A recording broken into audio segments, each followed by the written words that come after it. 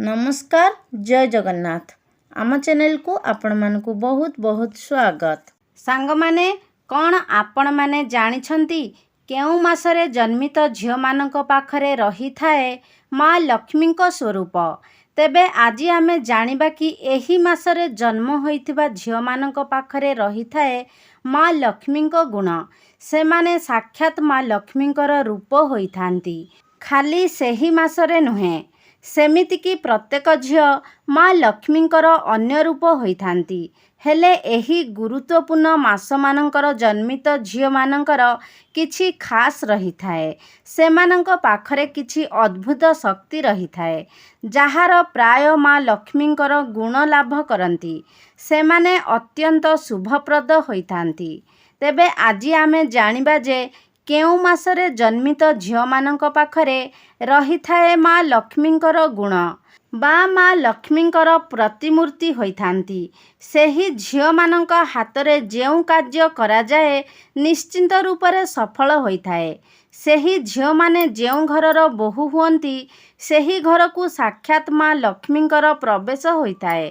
सांगमाने आम हिंदू परंपरा अनुसारे झियो मानंकु माँ लक्ष्मींकर अवतार मान जाइथाए।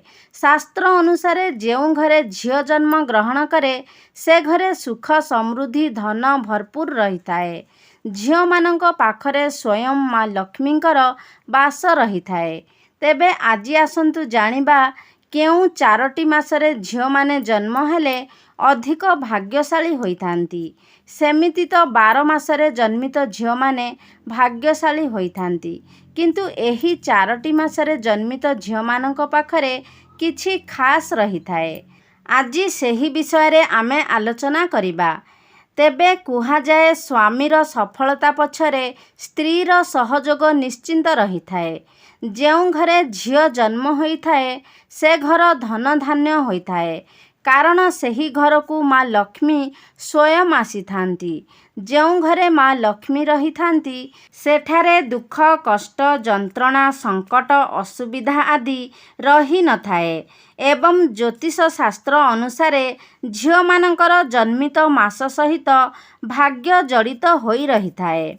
एही मासरे जन्मित होइथिबा झियो माने भाग्यवान हेबा सहित सेमानंकु भल शाशुघर मध्य मिली थाए। एमाने माँ लक्ष्मींकर स्वरूप होइथांती। आज आमे आपनकु जणाइबु कि एही चारोटी शुभ मास विषय जेउथिरे झियो माने माँ लक्ष्मींक स्वरूप नेई जन्म होइथांती। सांग माने आमे आसंतु जानिबा सेही पवित्र मास गुड़िक एवं सेही मासरे जन्मित व्यक्ति बा जन्मित झियो माने माँ लक्ष्मींकर स्वरूप होइथांती। तेबे जानिबा पई एही भिडियोटी को स्किप न करी संपूर्ण देखंतु। आपण जदि जणे झियो बा आपणकर अन्य कौनसी झियो बा भौणी बा स्त्री अछंती सेमानंकर एही मासरे जन्म तेबे निश्चिंत रूपरे देखंतु। एवं एहा पूर्वरु एही भिडियो को जदि आपण माँ लक्ष्मी को सच्चा हृदयरु भक्ति करंती तेबे एही भिडियो को गोटे लाइक कर दियंतु एवं कमेंट बॉक्स रे जय माँ लक्ष्मी निश्चय लिखंतु। सांग माने प्रथम मासटी हेउछि फेब्रुआरी मास। एही मासरे जन्मित झियो मानकर स्वभाव बहुत मिनर्म और परिश्रमी होइथांती। विवाह परे एमानंकु भल शाशुघर मिली थाए। एमानंक ग्रह चलन घर को सुख समृद्धि आनी थाए। एमाने निजे स्वयं शुभर प्रतीक होइथिबारु एमाने जेउ कार्य हाथ दियंती सेही कार्यटी सफल हेबा सहित घर परिवार रे जेउ जगारे एमाने बास करंती सेही जगारे सुख समृद्धि मध्य बास करिथाए। एही मासरे जन्मित झियो माने कली झगड़ा ठारू दूरेई रही थांती। सर्वदा शांति एवं प्रगति प्रतिष्ठा करिथांती। एमाने अन्य को दोष देबाकू पसंद करंती नाही। एमाने सर्वदा जेउटा ठीक सेही पक्षरे ही निजर मत रखिथांती। जेउथिपाई माँ लक्ष्मींकर प्रिय एमाने होइथांती। एमानंक पाखरे एक खास गुण हेउछि एमाने कर्मरे विश्वास करंती एवं सेथिपाई सर्वदा भगवानक उपरे मध्य विश्वास रखिथांती एवं निज कर्म करी चलंती।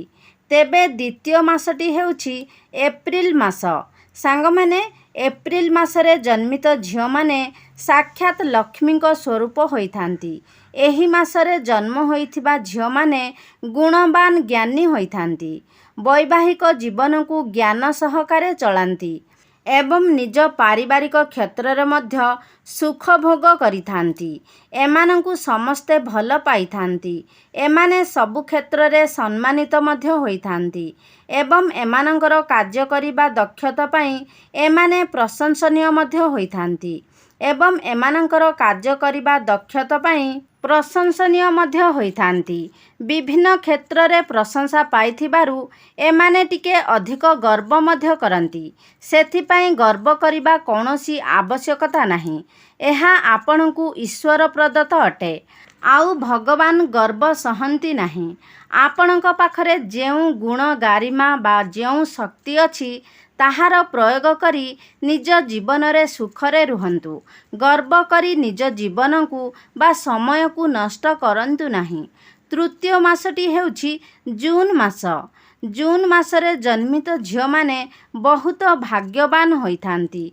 अंकशास्त्र अनुजाई एही मासरे जन्मित पुओ अशुभ होइथांती, मात्र झियोर जन्म शुभ होइथाए। जून मासरे जन्मित झियो माने दक्षशील होइथांती। एमाने प्रभावशाली होइथांती।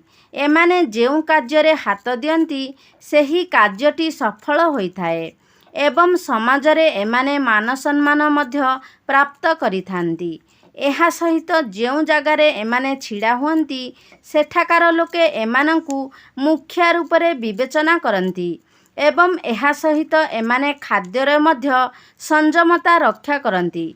एमाने शरीरर ध्यान रखिबा अपेक्षा निज परिजन मानकर मध्य ध्यान रखंती।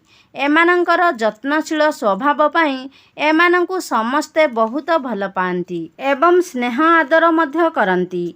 एमाने भगवानंकु विश्वास करंती एवं निज कर्मरे मध्य भगवानंकु विश्वास करी प्रतिदिन भगवानंक प्रार्थना निमंते प्रयास करंती, जहा फलरे सर्वदा एमानंक उपरे भगवानंकर कृपा रही थाए। एबे चतुर्थ मासटी हेउची सेप्टेम्बर मास। सांग माने सेप्टेम्बर मासरे जन्मित झियो मानंकर भाग्य बहुत भल होई थाए। एमाने भाग्य सहकारे अधिक धन उपार्जन करिथांती। एमाने निज कर्मरे एते मजी जांती जे अन्य सबु किछि भूली जांती।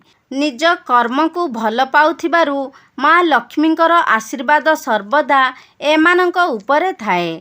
एमाने भक्तितर भगवानंकु धरापृष्ठ को आसी आशीर्वाद पाई बाध्य करी दियंती। एमानंकर मनरे सर्वदा निर्मलता रही थाए। आउ विशेष करी सेही मासरे माँ देवींकर आविर्भाव मध्य होइथाए। सेथिपाई एई मासरे जन्मित झियो मानंक पाखरे माँ दुर्गांकर शक्ति मध्य रही थाए। एही मासरे जन्मित झियो माने कौनसी भी कार्य पछघुंचा दियंती नाही। सबु क्षेत्र रे दक्षता हासिल करिबा एमानंकर मूल लक्ष्य थाए। एमाने जहाँ चेष्टा करंती ताहा निश्चिंत रूपरे हासिल करंती एवं एमानंकर चेष्टा केबे भी विफल हुएनी। सर्वदा एमाने निज चेष्टा को जारी रखी थांती। एही मासरे जन्मित झियो माने निजर विवाह जीवन रे मध्य सुख भोग करिथांती। हेले एमाने निजकु एपरी अन्यमानंक आगरे परिवेशित करंती जेपरी एमाने किछि जानि नाहंती। एमाने बोकी एवं एमाने बुद्धिहीन, किंतु सतरे एमानंक पाखरे भरपूर ज्ञान रही थाए, जहा फलरे एमाने सबु क्षेत्र रे सफलता लाभ करिथांती। सांग माने जदि आपणकर एही मासरे जन्मित झियो बा भौणी बा माँ अछंती तेबे कमेंट बॉक्स रे कमेंट करंतु। बाकी अन्य मासरे जन्मित नारी माने बा महिला माने झियो माने माँ लक्ष्मी को स्वरूप अटंती। हेले एही मास मानंकरे जन्मित महिला माने बा झियो मानंक पाखरे किछि खास गुण रही थाए। सेमिति तो झियो माने ही माँ लक्ष्मींकर अन्य रूप ही अटंती। सेथिपाई कौनसी नारी को केबे भी अपमान करिबा उचित नुहे। कौनसी झियो को भी केबे भी अपमान करिबा उचित नुहे। जेउ पुरुष अन्य महिलांक अन्य नारी बा अन्य स्त्री बा झियो मानकु खराब नजर रे देखंती ବା ଖରାପ ଗାଳି କରନ୍ତି, ସେମାନଙ୍କୁ ଅପମାନ କରନ୍ତି, ସେମାନେ ନିଶ୍ଚିନ୍ତ ରୂପରେ ନର୍କଦଣ୍ଡ ଭୋଗିବେ। ସେଥିପାଇଁ ନିଜେ ସତର୍କ ରୁହନ୍ତୁ। ଭଗବାନଙ୍କର ଏ ଯେଉଁ ସୃଷ୍ଟିର ଅପମାନ କରନ୍ତୁ ନାହିଁ। ତ ସାଙ୍ଗମାନେ, ଆଜିର ଏଇ ଭିଡ଼ିଓଟା ଯଦି ଆପଣମାନଙ୍କୁ ଭଲ ଲାଗିଛି ତାହେଲେ ଲାଇକ୍ କରିବେ, ସେୟାର କରିବେ। ଆମ ଚ୍ୟାନେଲକୁ ଯଦି ସବସ୍କ୍ରାଇବ୍ କରିନାହାନ୍ତି ତାହେଲେ ସବସ୍କ୍ରାଇବ୍ କରିଦେବେ। ସର୍ବେ ଭବନ୍ତୁ ସୁଖିନଃ। ଧନ୍ୟବାଦ।